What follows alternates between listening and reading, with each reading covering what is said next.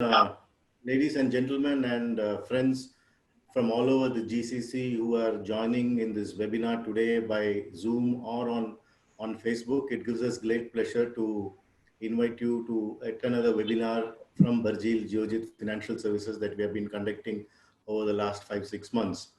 I'm happy to say that we have our joint venture partners from Oman and Kuwait and Bahrain who are participating in this session. Apart from a number of special invitees and friends who are joining through Facebook and other mediums as well. It gives us great pleasure to have you once again, and I'm sure that even though we had fixed this schedule much earlier, but we didn't realize that today is the start of IPL, and thankfully we had kept it at 5. We just have 1 hour. I'm sure a lot of you would like to catch up with the match that is going to start. I assure you that we will finish it before the first ball is bowled. So we have been doing these webinars for the last 5 to 6 months, and we have seen the trajectory that the markets have happened. When we started these seminars in April, I think the mood and the tone of stocks that we were having in these sessions were a little muted. There was too much of hypothesis being made in terms of where the economy will go, where we stand, what is the future outlook going to be. But the market has proved many of us wrong. I think even the most seasoned veteran is unable to explain today as to why this sort of a market movement is happening and whether it is selective. But then I think we've always believed on the fact that the market is a very rational animal. It doesn't move irrationally. So there is some logic and reason for things to happen. And when we periodically look at these reasons, I think we become more convinced on the fact that the market's trajectory seems to be not so bad as what we envisaged maybe 4 or 5 months ago. And a lot of investors still keep asking the question: is there going to be a big correction? So like we always mentioned in all our meetings and all our sessions with our client for the last 14-15 years that we have been doing, we only say that time in market is more important than timing the market. So the market gives you multiple opportunities to enter. So it's a question of how time, and even today at this point of time, people who have spent investments with say 10, 12 years of their portfolios, I think they are generally quite well off in terms of their overall portfolios. There would be a certain dip, but many portfolios who are 10, 12, 15 years old are reasonably valued even today at this point of time. So it is in this context that we have a very interesting session lined up for all of you today. One of the funds and schemes that we have always been very passionate about and promoting in Burjeel, especially by Mr. Shamsuddin, our director, is been Tata Ethical Fund. This is a fund that we have been focused on for many years. It's only now that we are hearing concept like ESG, where people are looking at ethical funding, sustainable funding, governance-driven funding. But 24 years ago, the House of Tata, which is known for their ethics and governance standards, had come up with this beautiful scheme called Tata Ethical Fund, and it has been having a track record of about more than 24 years now. I think next year it would be their 25th year. And it is also a Sharia compliant fund, which to a great extent meets the requirements of many of our specific investors who want to look at investments in Sharia compliant funds.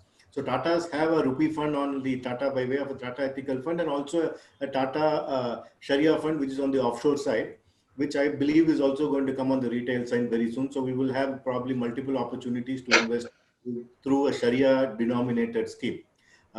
To talk to us today, I think the format is the same. We will have a speaker speak to us first, and then we will have a quick question answer session, which will be about 10-15 minutes. So please, I would request all of you to please send your questions only on the Q&A box that is there on your panel, because as moderators, it will be difficult for us to look at both the Q&A and the chat box.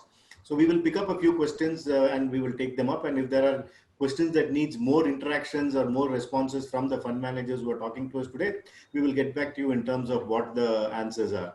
So we have lined up two good speakers for us, people who are veterans in this industry. We have, I'm very happy to introduce Mr. Rupesh Patel, who is the senior fund manager of Tata Mutual Fund. He comes with more than 20 years of experience with the investment experience, which spans across equity investments, private equity, real estate, credit risk assessment, and evaluation of infrastructure projects. He's been with the House of Tata for more than 12 years now. I take this opportunity on behalf of Burjeel Geojit Financial Services to welcome Mr. Rupesh Patel with us today. Welcome, sir, and thank you for sparing your time to be with us today. We also have Ms. Annette Fernandez. It's probably after a very long time that we are having a a lady fund manager talk to us. We did have, I'm not being discriminating. Lakshmi Iyer is one of our key speakers in many of our sessions today. So welcome, Annette. She is the man, the person behind the fund, I would say. She manages the Tata Ethical Fund and the Tata Sharia Fund, apart from overlooking the other funds of Tata, which is Tata Large Cap, the India Consumer Fund, the Retirement Savings Fund, and the Mid Cap Growth Fund, to name a few. Both the fund managers have the master's degrees in management, and Elliot has been with the House of Tata for more than 6 years now. So I would like to start this program. I think a lot of people who are hearing this session today have been hearing Mr. Shamsuddin speak passionately about Tata Ethical Fund, and he has been doing this for I know, at least I know, for the last 10-15 years on a regular and a constant basis. So he would probably give a few. I would request him to speak for about 2 to 3 minutes to introduce his thoughts on this fund and what he sees value proposition that is there for investors here. After that, Mr. Rupesh Patel will speak for about 10 to 15 minutes, and then we will hear Ms. Annette Fernandez, who will give you more details on how the Tata Sharia Fund is being managed and structured. I would now request Mr. Shamsuddin to say a few words. Thank you. Dignitaries from Tata Asset Management Company, ladies and gentlemen, Assalamu alaikum, Namaskar, very good evening. 24 years ago, Tata House Asset Management Company, always Tata's in every good thing, Tata's will be forefront. So they decided to have an ethical fund in 1996. And fortunately, this fund is AUM of 598 crore rupees now. But at the same time, one of the things always looking for this region, especially people living in this region, always asking for ethical Sharia investment opportunity. If you see the all over India, I just read today, 65 lakh crore rupees are lying as interest unclaimed in the Indian banks. It is not other than Reserve Bank of India has given this figure. So we have an opportunity to invest in a halal type of investment like a Tata Ethical Fund. Still people are not investing, keeping money in the bank and getting a very nominal interest. That too they are not utilizing and relying such a huge fund in the banks unclaimed. In this particular time, I wish all the participants understand the opportunity available through Tata's. Why I am saying Tata's? Tata's always with ethics, and this fund also 100% ethical fund, Sharia fund. So invest more and more in Tata Ethical Fund. You will enjoy the benefits. Now I am not prolonging. Everyone will get a full information what is Tata Ethical Fund, how they are investing the fund in various 100% halal companies, and not only Muslims, Jain community is investing, and our experience is we have a more than 80 crore AUM. In that, all the communities are investing. They want something ethical investment. So when we provide an ethical investment opportunity, people are ready to invest from every segment of the society. So I request everyone to understand from the expert what is Tata Ethical Fund, how it is performing, how they are selecting companies to invest, how strict they are. Thank you. I am inviting Mr. Rupesh Patel to start his presentation. Thank you, Mr. Krishnan. Thank you, Mr. Shamsuddin. And thank you so much to Bajil Geojit for making it happen. Thank you so much for the lovely introduction for both me and Enet and for the fund. As Mr. Krishnan has given a very correct background that we are in very interesting time wherein if you look at March, towards the end of March, there was so much pessimism in the market, and the discussion typically used to happen that how low markets will go. From there, we have seen that markets have bounced back significantly. Markets have given handsome returns. And it's interesting that today the discussions have changed to which theme to invest in, what is going to be the next big theme, how far the markets will go, should I book my profits and reinvest again at lower levels. So I think my learning in my investment career has been that it's a futile exercise to try to time the market, and the market has its own ways to move. So instead of investing on the basis of trying to time the market, if investors focus on underlying businesses and then buy stocks, look at stocks as proxies to those underlying businesses, that is when most of the wealth gets created over longer term. Tata Ethical Fund, as Mr. Shamsuddin introduced, that it's a fund which invests following the principles of Sharia investments. I think we'll talk in detail as we move ahead that what all we look at and what kind of things are excluded from our universe. So what we have done is Enet has made a very interesting presentation. It's very easy to understand and very interesting. So she'll make this presentation around what we expect from the market, what are the opportunities which we see in the market, and what should investors do at this point in time. After that, we'll have time for a question and answer session. So both me and Enet would be available to address whatever queries you may have around the fund. So without taking much time, I will hand over to Enet for her presentation, and afterwards we'll do Q&A. Over to you, Enet. Thank you, Mr. Rupesh, sir, so much. And thank you, Barjeel Geojit, for having us here, on this presentation today. And very happy to, finally meet all your esteemed investors. It's been I think, a fairly long, we've never had this kind of interaction. So very happy to have this platform to interact with you all. Unfortunately, these are, very testing and volatile times. Would have loved to meet you all in, much better circumstances and personally. But thanks to Zoom, we all are able to connect at this point in time. Mr. Baiju, can we have the presentation?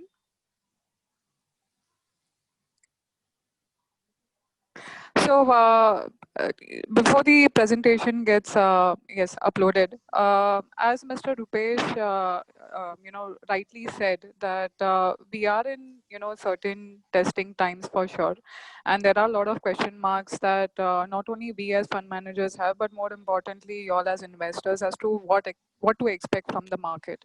What we are going to try to do is give you a perspective on how the current status is at this point in time. More importantly, what are the various opportunities that we see and what is our outlook on the market. And lastly, we will, cover the Tata Ethical Fund and more importantly, our investment philosophy when it comes to Tata Ethical Fund. If we go to the next slide, what you will largely see is that post the entire impact that we had, in the month of March and April when India started having a very severe lockdown, in the recent few months, that is especially in July, August, September, we are seeing a continuous improvement on a month-on-month basis. And we track various macro indicators for this, particular aspect, because that gives us more conviction and confidence as to what direction we are seeing when it comes to the economy recovery. And why I'm specifically highlighting India at this point in time is because, as you all know, that in India, we are seeing the highest number of COVID cases getting reported on a daily basis, obviously on account of our population and density. But one reason why this is also happening is because our economy is actually recovering and getting back on track. As you can see, in this particular slide, which is, which shows the energy consumption, we are actually back to almost, pre-COVID levels. And this is not only, residential, but more importantly, commercial. So you're seeing that, the commercial aspect, industries, etc., are actually back to their production levels to what they were, in the month of February. And this feedback we are receiving actually across industries. So be it, say, auto sector, or be it paints, or be it flooring tiles, we are seeing consistent feedback coming in that, production levels, capacity utilizations are back to almost 90 to 100% levels. Similarly, you can see even in terms of, the e-way bill, which is again one more, indicator that we track, which shows that because there is increasing transportation, interstate and intrastate, that has also, continuously only moved up. Next slide, please. One, aspect that hit India very hard during the lockdown was obviously the unemployment rate. And you all would have heard about, the migration that was happening from urban to rural of, laborers. But as you can very clearly see over here that the unemployment rates have actually come off very meaningfully. They are almost again back to pre-COVID levels. The feedback that we are receiving is that especially in the larger cities, which were hurt the most because of migration of laborers, construction activities definitely picking up, not only in real estate but also in industrials.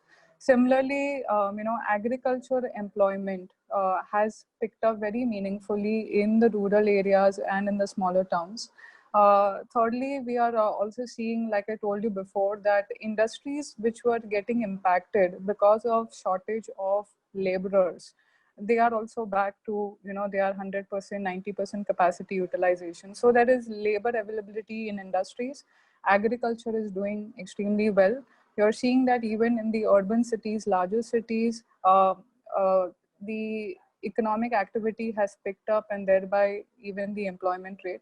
Also, in the smaller cities and rurals, I would also like to highlight one more point is that the government has also given necessary support.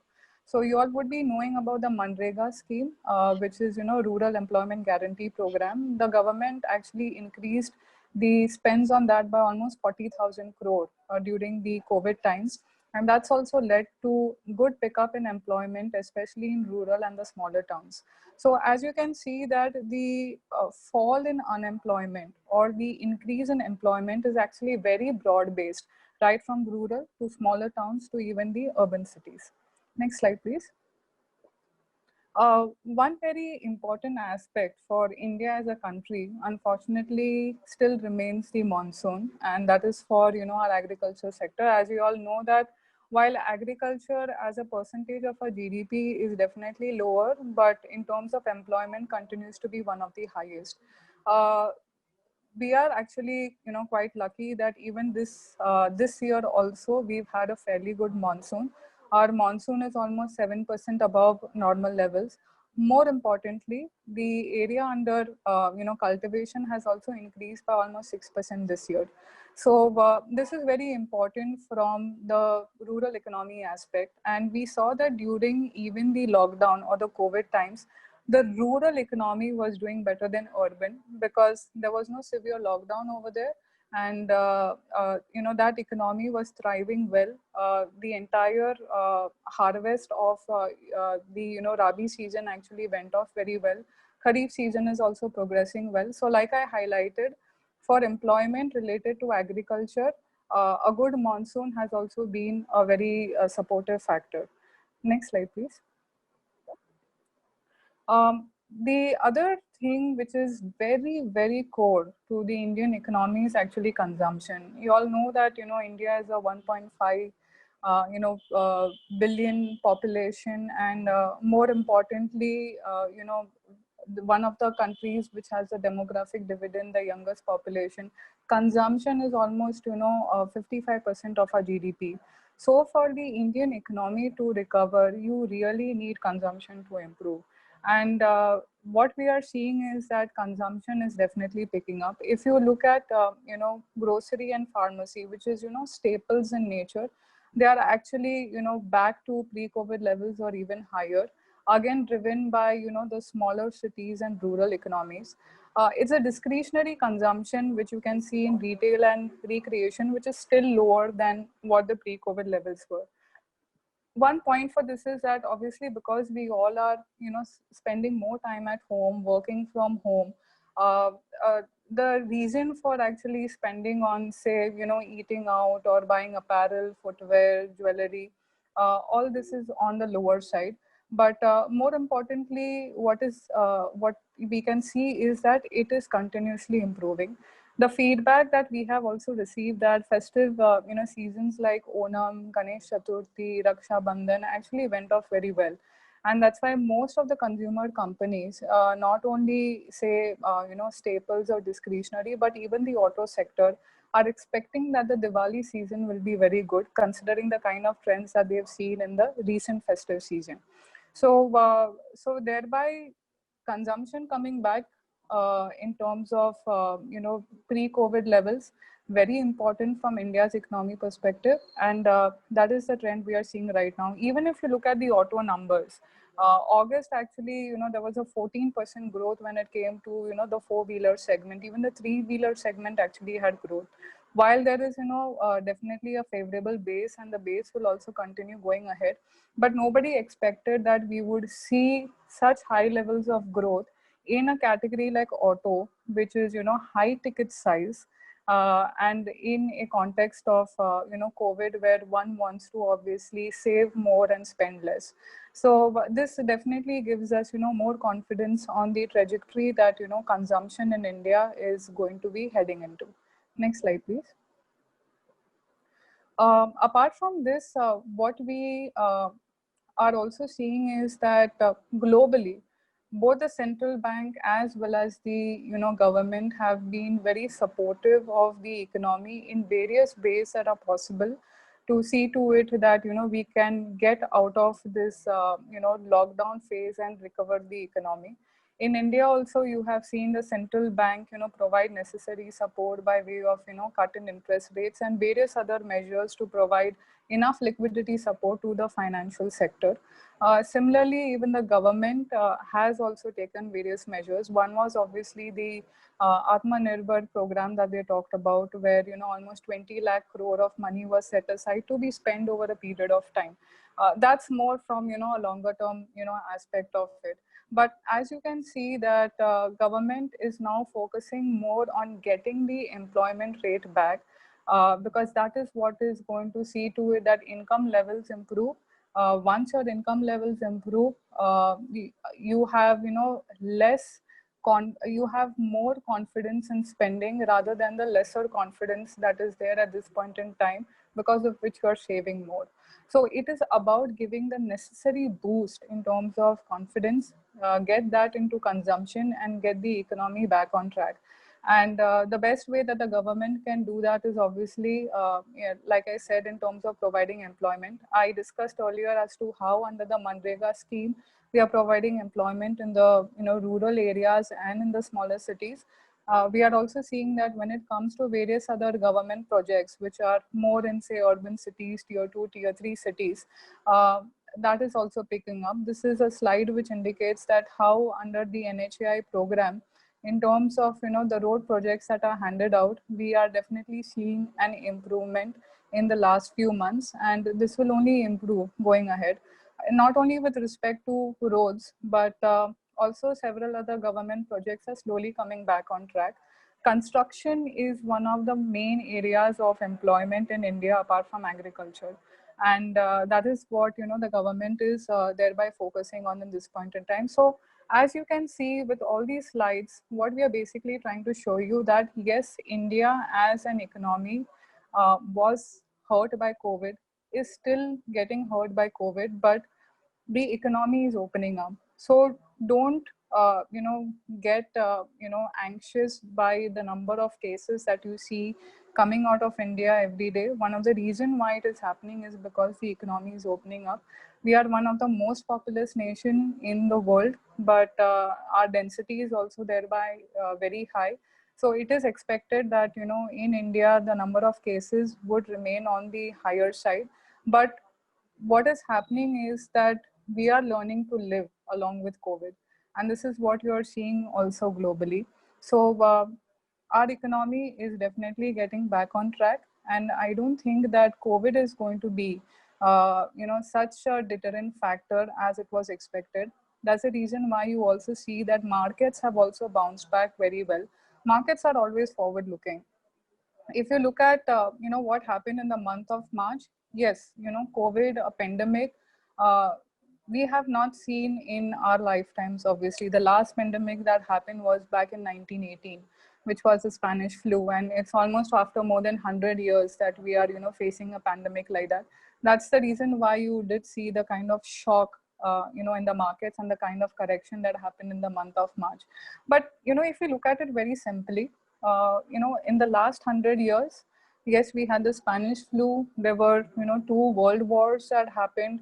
There have been several economic crises. There have been several natural calamities.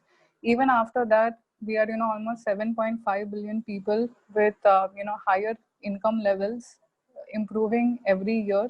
And, thereby that gives us, that gives us confidence that, yes, there will always be hiccups that will come, but that does not go to change the kind of trajectory that we are seeing in the global growth.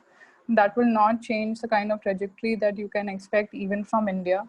I will discuss as to how India actually looks better placed right now post-COVID than what it was, earlier.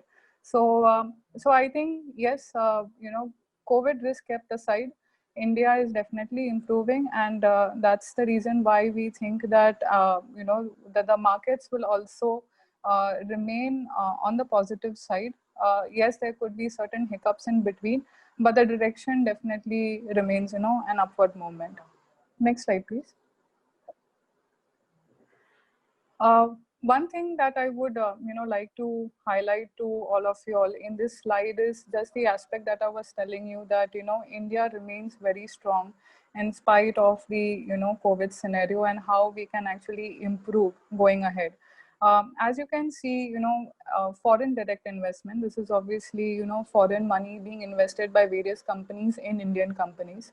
In spite of the lockdown, in spite of the COVID, the FDI flows that we saw in India in the last few months is almost similar to what it was last year, almost $20 billion. More importantly, I would like to highlight to you that this is just FDI. But if we look at the total money that has been raised by the Indian companies in the last few months has been almost nearing $50 billion, of which, $20 billion is Reliance Jio alone. Which is, one of the highest, fundraisers in a short period of time by any company globally. And this is what I want to, highlight to you all, that there is a lot of confidence by, foreign investors and foreign companies in the Indian economy.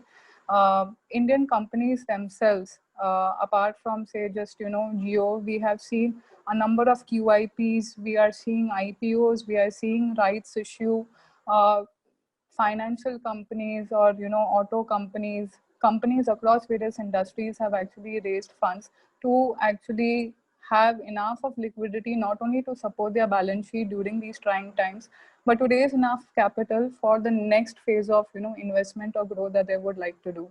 So India is definitely in the forefront when it comes to investments by various global companies. And that's what I want to highlight, that all these companies also see the brighter aspect or the brighter future prospects that India as a country has. And this is a definite indicator of the same. Next slide, please. So just to sum it up, like I said, yes, we are definitely improving. We are slowly progressing towards recovering as an economy. We are seeing a broad-based recovery, not only say in agriculture, but also industrials. We are seeing again a broad-based recovery, not only in terms of rural, but also in terms of urban. We are seeing consumption picking up. We are seeing necessary support from the government and the RBI. So all these indicators give us a lot of confidence as to India coming back on track in spite of the COVID situation. And thereby, urge you all to look at, the future rather than, just focusing on the present, where the present indicators, some of them are still on the lower side, but yes, the future prospects continue to be extremely bright. Coming to, just to also give you all a brief background, apart from being a fund manager with Tata Mutual Fund, I'm also an analyst covering the consumption sector, and I have covered this sector now for almost 12 years. And thereby, I just want to, very simply put across a picture to you all as to, India, yes, we talk about the population, demographic dividend, etc. But India is actually many Indias. And thereby, India offers, opportunity for every kind of business, that could possibly be there for every kind of consumer or target group that one company would like to look at. So if we go to the next slide, while India is considered to be a developing economy, and yes, as a country we are still poor considering the number of households which are still at a lower income level. But the point is that just because of our sheer population size, we do have sufficient base of consumers who have wealth which can be compared to one of the top most wealthiest nations in the world. So in this slide, as you can see that the number of adults who have wealth more than $1 million, India actually ranks 13th in the world. And we were actually 18th in 2019. So what it largely means is that India has, more people than say a country like Australia, Switzerland, and Belgium with wealth of more than $1 million. Similarly, if you look at number of adults, with wealth more than $100,000, our rank is even higher. We are 9th in the world, which was, say 15th back in 2018. So you can very clearly see is that India's income level is progressing. There is a sufficient number of people who are wealthy and can be compared to even nations like Australia, Belgium, and Switzerland. This is the exact reason why you're seeing that most of the luxury brands or foreign brands have actually, started putting up their own showrooms, started operations in India. Or let's take the example of, Walmart, which decided to do one of their biggest acquisitions ever in their history, and they chose an Indian company like Flipkart to actually do it. Or you take, companies like say Uniqlo, H&M, IKEA, Zara, all of them have, started operations in India. In fact, IKEA, when they came around 3 years ago, they had already, a thought of spending more than $2 billion, and I'm sure that money will only keep increasing. So as you can see, India is definitely having enough of firepower, enough of income levels for some of the topmost foreign MNC brands that are there. Next slide, please. So one is you have India, which is at the top level, which has sufficient income levels. The next comes the India, which is the middle class India. As you can see in 2005, if we had to look at the income level in India, it was more like a triangle, but now it is becoming more like a diamond shape, just because of the middle class that is actually expanding in India. And this middle class is the one which has the highest aspirations. If I go to the next slide, I just want to give you an example as to how this middle class India is moving numbers for various companies globally. If you look at TikTok, you all have heard of this app, right? Before, obviously, it was banned in India, but India actually had the highest highest number of downloads of TikTok compared to any other country globally. Even if you look at YouTube, the channel which is subscribed the most in the world is actually an Indian channel called T Series. Even if you look at the top 8 channels, you will see that India itself has 3 among them. That's T Series, Set India, and Z Music Company. So this is the power of numbers. This is the power of the middle class in India. This is the power of aspirations. And that's the reason why you see that, not only, like I told you about various luxury brands, but also for, the big companies, IT companies like say a Google or a Facebook, or, e-commerce companies like Amazon, or like I earlier mentioned, Walmart. India is becoming increasingly important because this middle class India is expanding. The disposable income levels are increasing. India's per capita income is roughly around $2,000. Various economic studies, suggest that once it crosses $2,000, you see actually a good curve in terms of increase in disposable income. And we are a younger population. And as you all know, younger people have more propensity to spend. We are also seeing, credit consumption picking up very well in India, thanks to, certain companies like Bajaj Finance, etc. But more importantly, what I just want to highlight to you all is that, yes, India is about numbers, India is about aspirations, India is about improving income levels. And that's the reason why we are of interest for every company in every category. Next slide, please.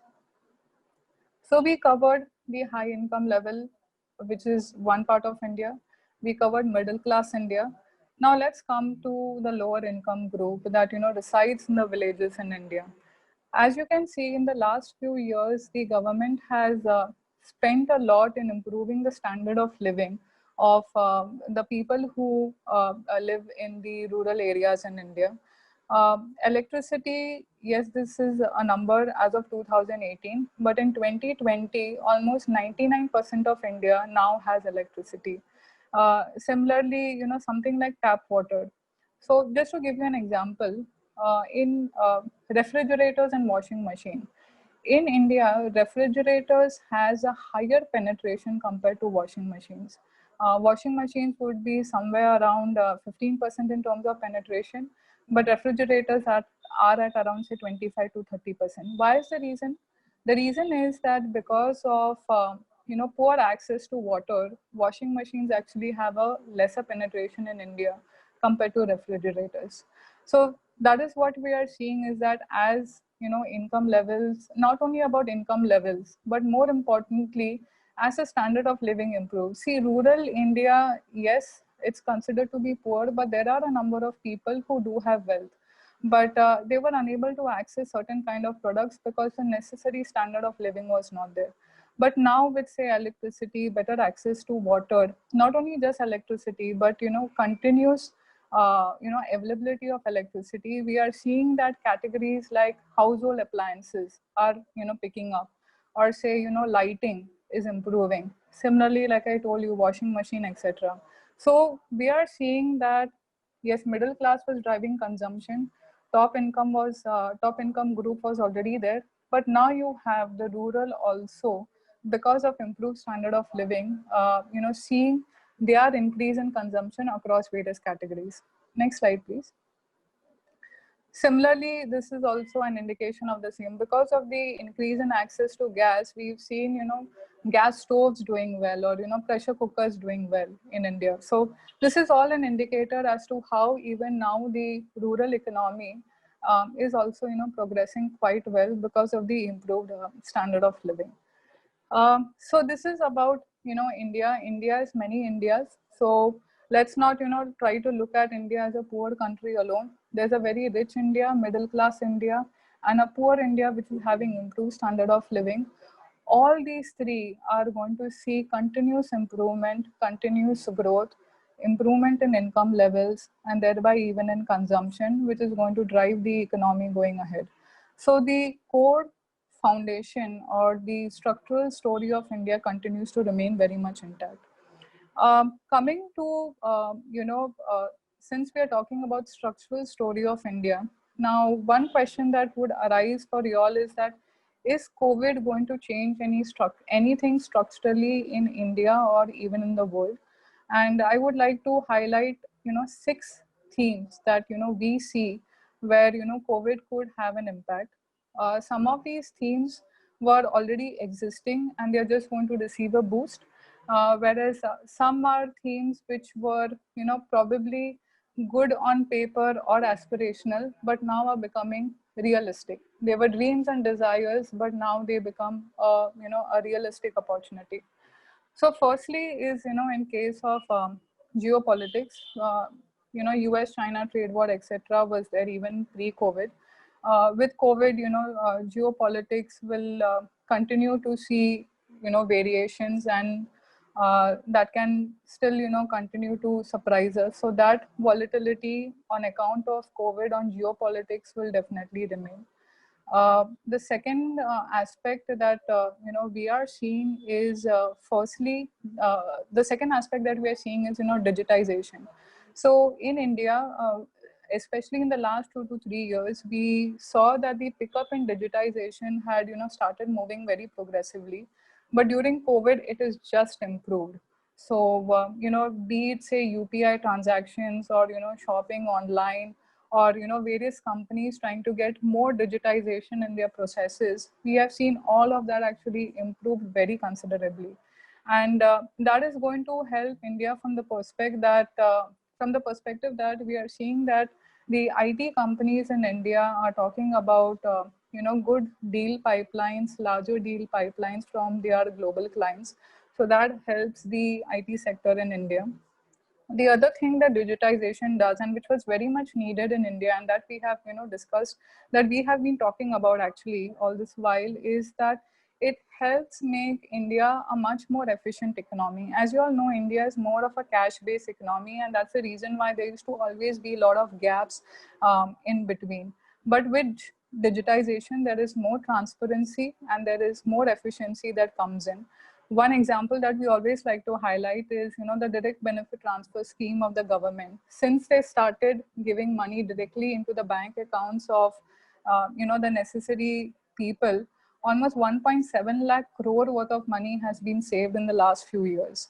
So you can see that how digitization actually leads to transparency, savings, which is very helpful for a company like India. So we covered geopolitics. There is obviously digitization.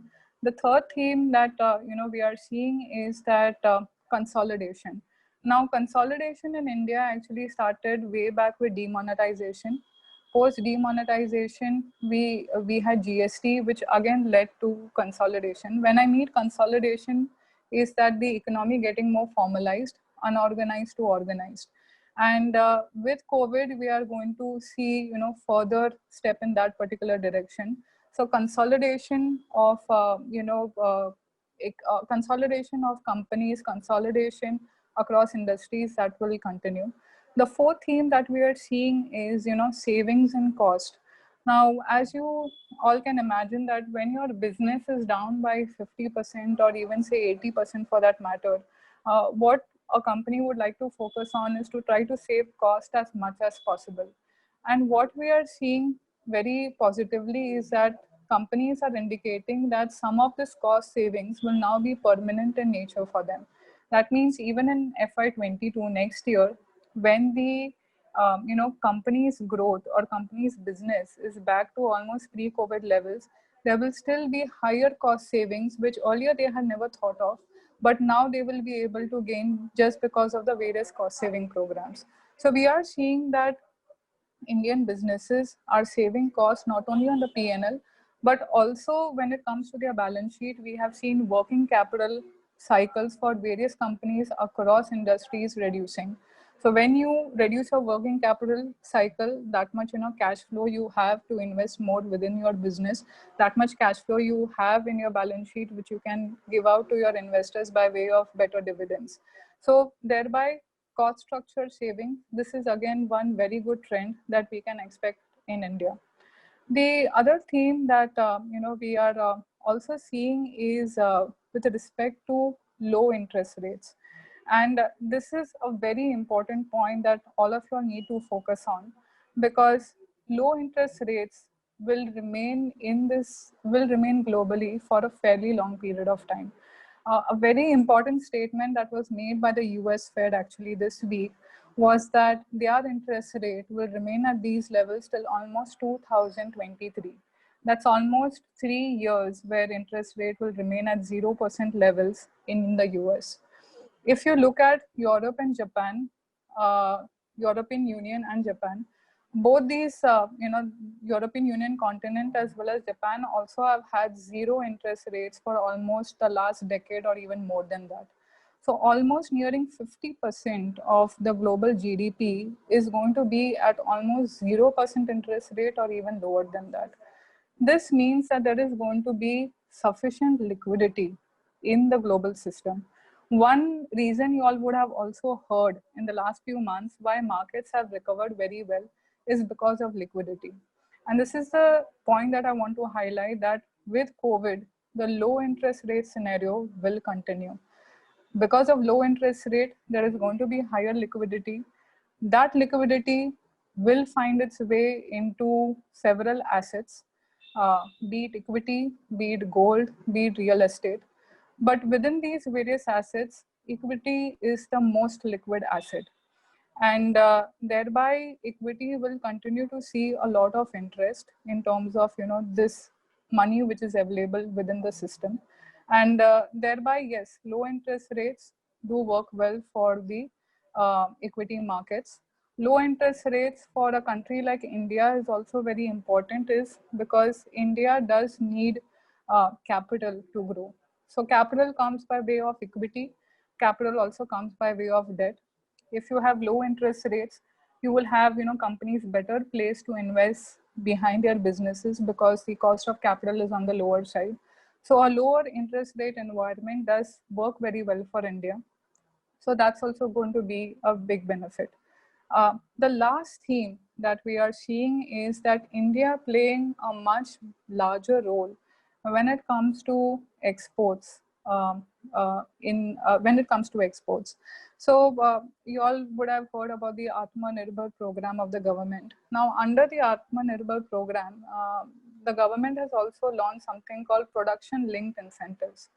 So the first category, which is come under the PLI scheme, the production linked incentive scheme, is actually mobile phones. Now, what the government is going to do is it's going to give you various, tax benefits for the kind of investment that you do in India for, production of mobile phones, not only for domestic production, but also for exporting. The government received requests for various licenses. And just on the basis of licenses, it shows that in the next 5 years, almost $160 billion worth of mobile phones will be exported by India. A country like Samsung, which is exporting, say, $2.5 billion right now from India in terms of its mobile phones, is actually given a target of $50 billion over the next 5 years. So as you can see that, mobile phones and India exporting mobile phones is going to increase substantially. This is also going to create, job opportunities of almost 1.2 million in the next 5 years in India. So we have started with the PLI scheme in mobile phones.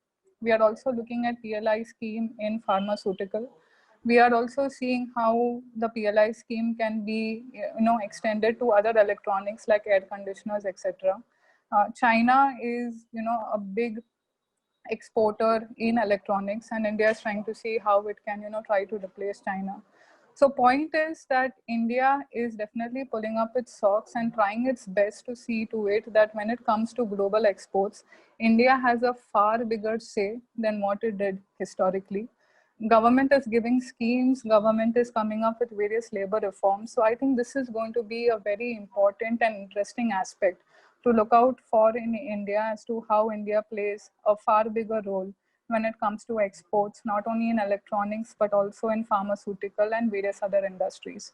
So yes, COVID is going to definitely have, certain structural changes, which most of it are favorable for India. And let's see how that, progress is going ahead.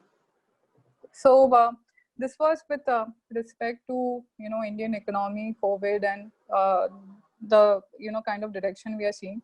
Coming now more importantly to, Tata Ethical Fund, and giving you all a more, understanding as to what we are doing in this fund, what is our investment philosophy, and what are our processes. Next slide, please.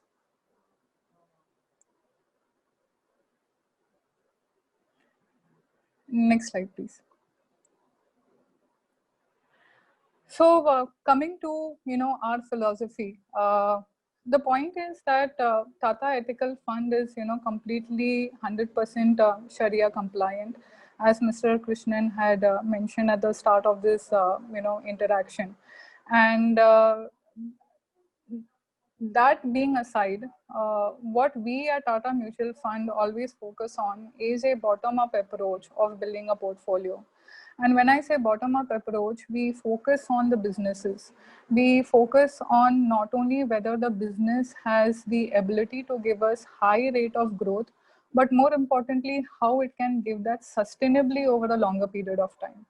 So that's the reason why we look at sustainable business models. And thereby sustainable business models mean it can be across any kind of industry, across any kind of category. And that is how you will find even in the Tata Ethical Fund that we have a good mix of companies across various sectors, just because of this bottom-up approach of finding companies which we expect will have a high growth rate and a sustainable track record of achieving that growth rate. The next theme that we focus on is, market leaders. What we have seen in India is that market leaders are those who are able to very well manage their business across various volatile or various kind of business cycles. And as you know that globally in the last decade we have seen various ups and downs, and that's when many market leaders have stood out. We not only focus on whether the market leader is number one position, but we also focus on whether the management is agile enough. See, sometimes what happens is that you may be the market leader, but if you don't have a competent and strong management, you may not be able to do well across business cycles. I'll give you an example of Hindustan Unilever.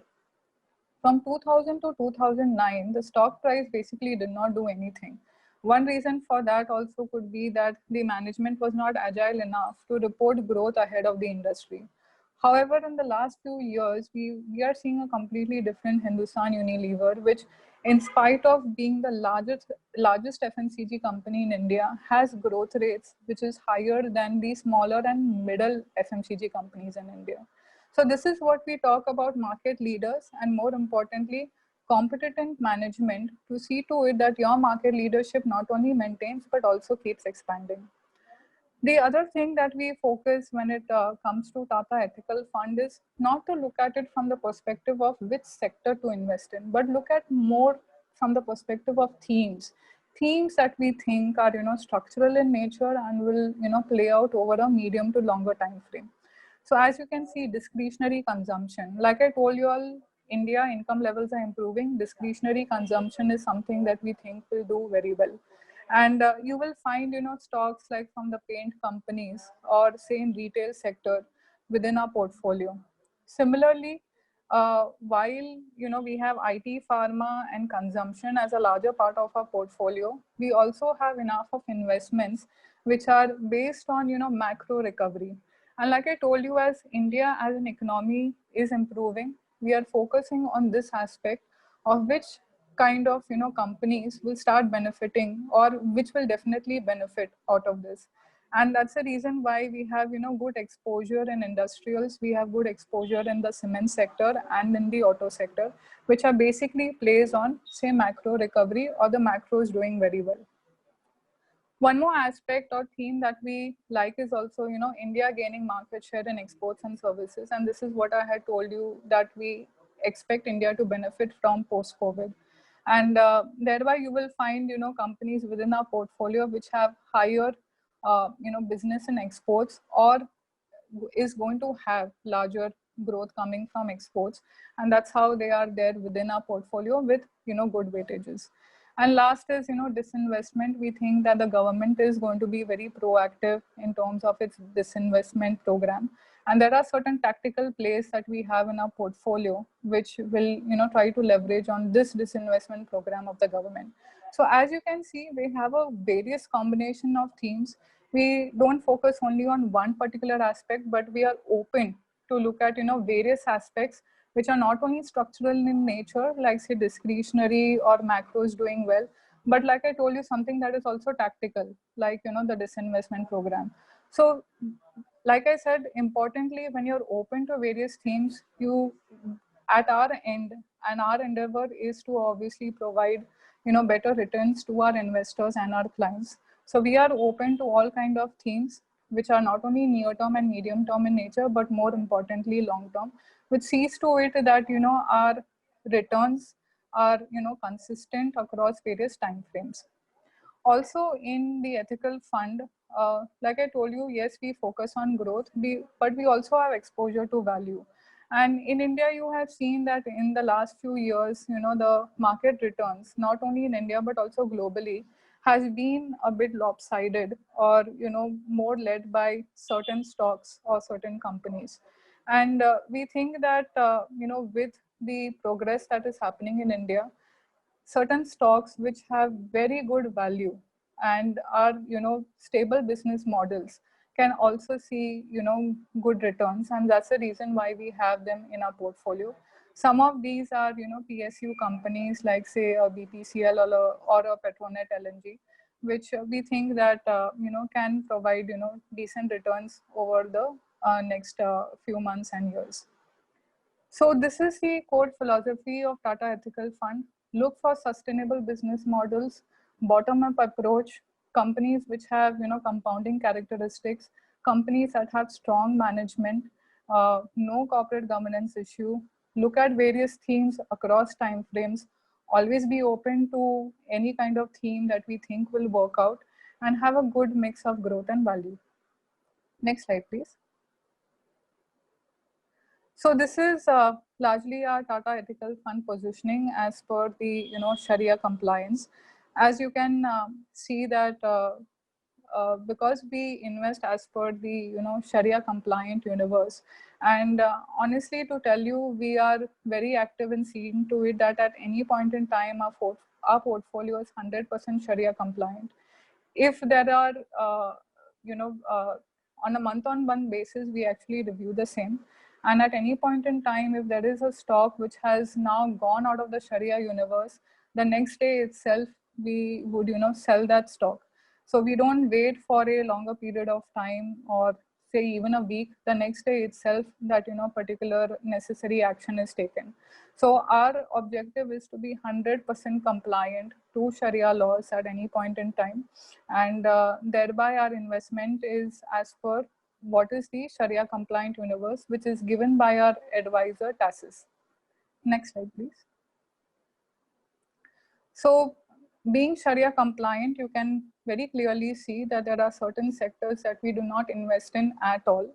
So be it the financial banking sector, the alcoholic beverages, gaming, non-halal food products, entertainment, hospitals, hospitality, hotels, defense. So we are completely compliant to the Sharia principles that exist, and all these sectors are not a part of the Sharia universe that we receive from our advisor, and that's the reason why none of these companies or stocks would ever feature within our portfolio. Next slide, please. This is something that I've covered earlier. So this is the entire investment process that we have. One more thing that I would like to highlight to you is that in Tata Mutual Fund, we have a very strong research team of almost 7 analysts. Between the 7 of us, we cover almost around 370 stocks. We have good, adequate research on all these stocks. And thereby we work, and thereby as an investment team, along with us, we fund managers, we try to see to it that we always, invest in the businesses that we think will provide necessary compounding returns on a sustainable basis to our investors. Next slide, please. This I have covered earlier also. Next slide, please. So Tata Ethical Fund, suitable for investors who have moderate to high risk appetite. Reason to highlight this is that at the end of the day, it's a product that is, obviously invested in the equity markets. And in equity markets, you need to have a higher, risk profile to invest in. And that's the reason why, a risk profile should not be, I think, defined by age. I think a risk profile is, open to any kind of investors. So as Mr. Shamsuddin highlighted earlier, instead of keeping your money in, bank deposits, which are considered to be, very safe, or in your saving accounts, do look for equity products to some extent within your portfolio, where you can, yes, take a, a little, wherein you take a higher risk exposure, but do stand to get returns which are higher than what you would get by keeping in your bank deposits or in your savings account. And these investments should obviously be for a longer term time frame, and you will definitely enjoy the benefits of taking that higher risk but getting better returns. Second, also, as we highlighted earlier, Tata Ethical is completely Sharia compliant. So for all you investors who are, focusing on trying to find a scheme which has exposure to equity markets, wherein you can get higher returns, and more importantly, is compliant to Sharia laws. Definitely, Tata Ethical Fund is a scheme to definitely look at. And we say that across any kind of equity instrument, your investment horizon should definitely be long term. So at least 3 years to 5 years, so that you get the real benefit of compounding returns. As you can see, in 3 years or even 1 year, 2 years, there are various cycles that tend to come out. So it's very important to have a longer investment horizon, so you start getting the benefits of being invested in an equity product. Next slide, please. Next slide, please. So this is our Sharia certificate from our advisor, TASIS. Next slide, please. So we always try, like to conclude our presentations with, this particular slide, which shows you that, equity markets, yes, they are volatile. They have a higher risk profile, but if you remain invested for a longer term time frame, you definitely enjoy the benefits of it. So whenever you look at an equity product, have a longer investment horizon. You're looking for an equity product which is Sharia compliant, definitely look at Tata Ethical Fund. I have shared with you our investment philosophy, which is based on core fundamentals like bottom-up approach and right stock picking that can give us sustainable returns over a longer term time frame. So definitely keep Tata Ethical Fund in your purview for investments going ahead. So I would like to conclude our presentation and open up this forum for question and answers. Thank you so much.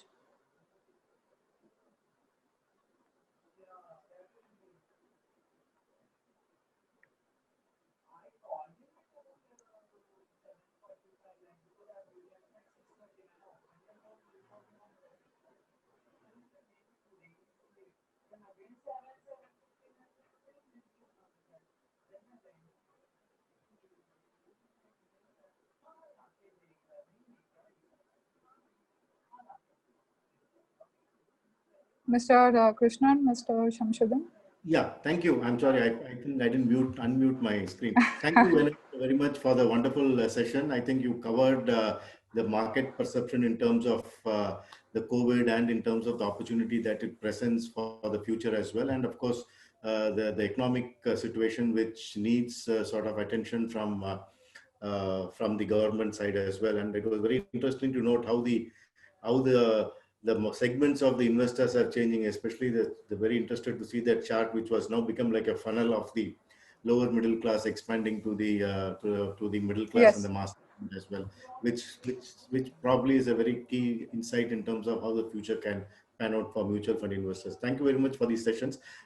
I would request to please put in your questions. I think there are a few questions that have come in. One of the basic questions that has come from an investor is that we have seen a sharp fall in the GDP by about 23-24% in the first quarter of this year. So given that sort of an environment, how is it that we are still exuding a little bit of optimism that the markets will recover and that valuations will be good? So if we can start off with that question, I will then pick up a few questions to look at. Sure. So, as we have, as we did highlight in our presentation that markets are, always forward looking. One has to recognize that, in the month of April, May, June, India had one of the most severest lockdowns, compared to any other country globally. And that's the reason why you saw that sharp drop in GDP. As I have highlighted in the presentation, if you look at various indicators from a macroeconomic perspective, as an economy, we are improving. But will the Q2 GDP be positive? No, it won't be. It will continue to remain negative. But the markets don't look at, prospects from 3 months, 6 months, or even say 12 months perspective. It obviously looks at, what is going to happen over the medium to longer term time frame. Markets have absorbed the fact that yes, a pandemic like coronavirus exists, but we have seen the worst of it. Economies will thrive or move along with coronavirus still being present, and businesses will improve, businesses will progress, and we are seeing, like I told you, low interest rate environment, sufficient liquidity.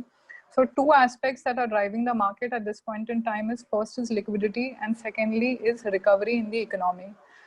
If you look at it in the last few months, since the month of May, India has received $5 billion from foreign investors.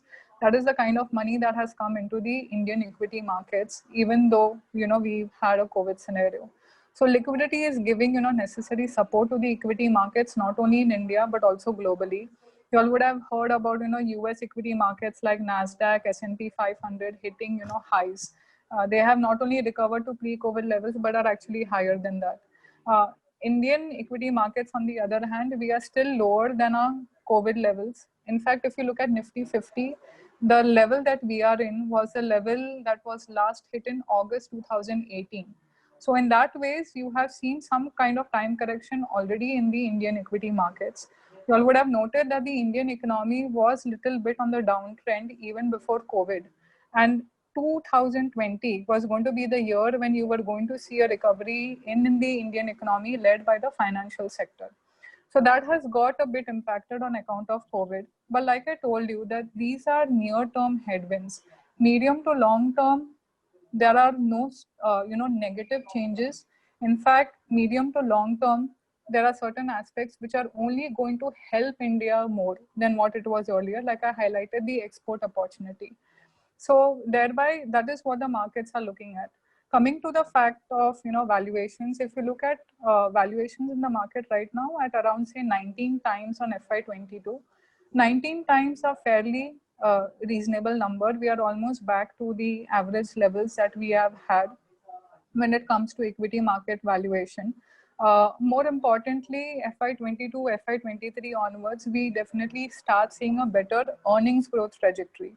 You all should know that, India actually saw a big fall in terms of corporate profit to GDP, which is only at around 2.9%. Our average is actually higher than 4%. And we were actually going to, slowly move up in that direction. For the last 5 years, actually, earnings growth in India has been on the lower side. So the fact is that corporate profit to GDP will improve in India. A low interest rate environment is definitely supportive for India going ahead. India is going to have a bigger play when it comes to exports. Market is forward looking. Market has understood that the worst of COVID is done. So that's why you see that the equity markets have not only improved, but like I said, that the trajectory will remain positive. But yes, there will be bouts of liquidity, of volatility that will keep happening. And liquidity is also a good support for the equity markets. Yeah, thank you, Elliot. Another related question is coming in terms of portfolio, the composition of the portfolio, and in terms of what sort of opportunities do you think in terms how do you expect the portfolio grow for an investor who comes in at this point of time in the next 3 to 5, 7 years? And is there a larger universe that you would look at to invest, or would you be restricted to these 30, 40 stocks that you are presently invested? Sure. So as I mentioned that, yes, we have the, Sharia universe, which is a far bigger number of stocks. We are currently having around 41 stocks in our portfolio. Our point is that one needs to have, good conviction bets and give those conviction bets good weightages within your portfolio. So you will find thereby that we are well concentrated because we want to ensure that where we have the highest confidence, we give good weightages to those stocks within our portfolio. At the same period of time, because we are seeing markets broadening, we have also made necessary changes in our portfolio in the last few months. So like Mr. Krishnan asked me, we are open to how the markets are, market cycles are, panning out. Like I discussed, themes with you. As you can see, some of our themes are medium to long term. Some of our themes are near term, like disinvestment, etc. So we are open to however the market cycles are always panning out, but more importantly, always being Sharia compliant. So thereby you will see that our portfolio will also see necessary changes as this progresses.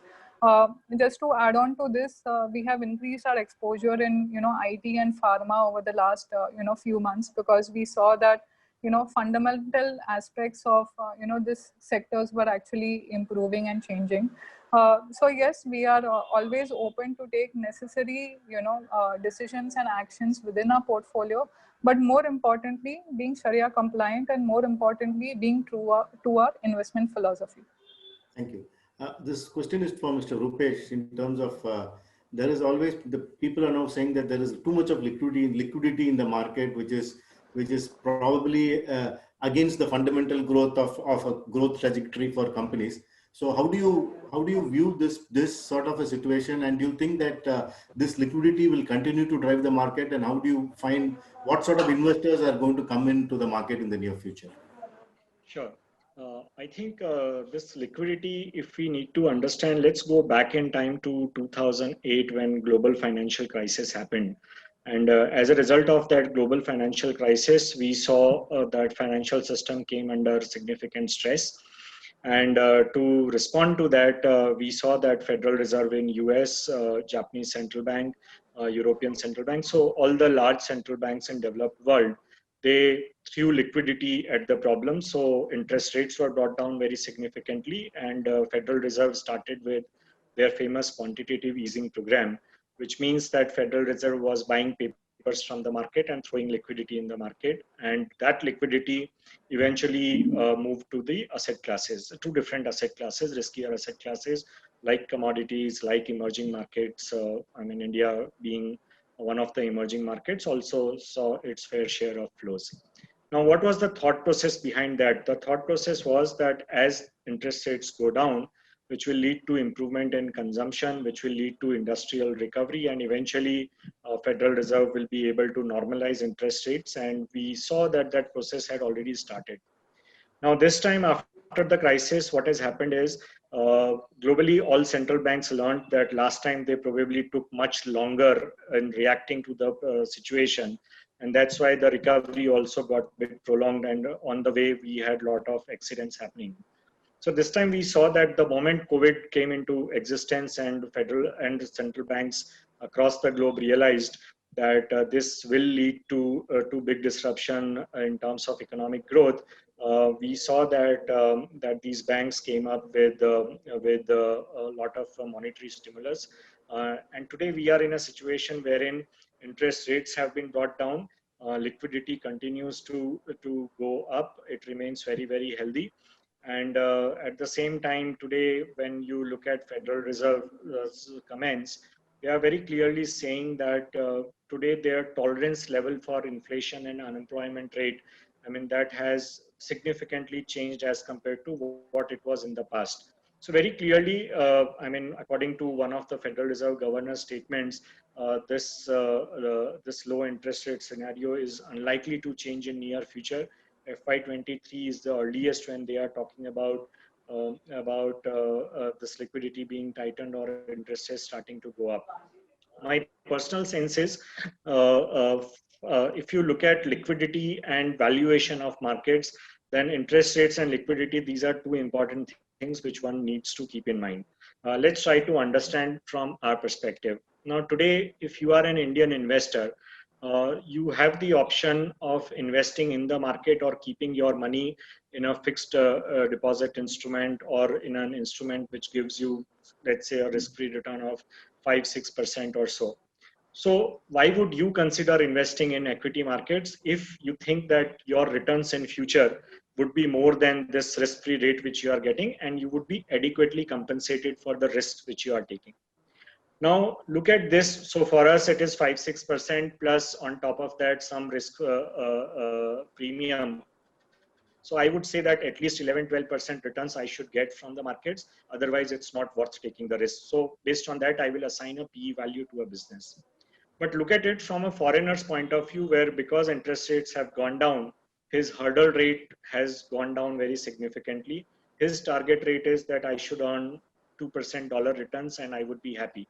On top of that, I would add some emerging market risk premium, some premium for currency being depreciating. So his expected return from the same asset class is much different from my expected return. And hence, he would be willing to buy the same asset at much higher P multiples as compared to me. So that's why there is no point in just getting obsessed with absolute PE multiples in an environment of high liquidity and low interest rates. In the near term, when liquidity is high and interest rates are low, your PE multiples can remain elevated for a longer period of time. Thank you very much. This was a much needed clarification in terms of people to understand why this sort of rally is happening in the markets. I see a number of questions relating to questions on how do we invest, what are the various methods for investment, should I continue my SIP, a lot of issues that most of our investment advisors will be able to manage. I think we will be getting in touch with each one of you. I'm happy to note that some of them have also put in good comments about the fund, saying that we have seen good returns in the from the time we have invested, and we will continue to invest. So all these questions in terms of what to invest, how to invest, what sort of investment strategies you need to have, we will independently reach out to each one of you who have asked these questions and give you a reply. And if in case that we need to have some more information, we will certainly send you that information. I must at this juncture thank both Annette and Mr. Rupesh for taking their time off on a weekend to talk to our investors today. We had close to 240, 250 people on the Zoom network, and I'm sure our Facebook Live would have attracted much more numbers, which we normally get. And we look forward to have more interactions on this subject down the line when we have more interested investors coming in the segment. And at this juncture, I would request Mr. Shamsuddin to share a few thoughts on his philosophy on this fund and what he would like investors to be doing. Thank you very much, both of you, for joining us today. Thank you so much for having us here. Thank you. Thank you. Thank you so much for giving us this opportunity. The volume, you have to unmute, Mr. Shamsuddin.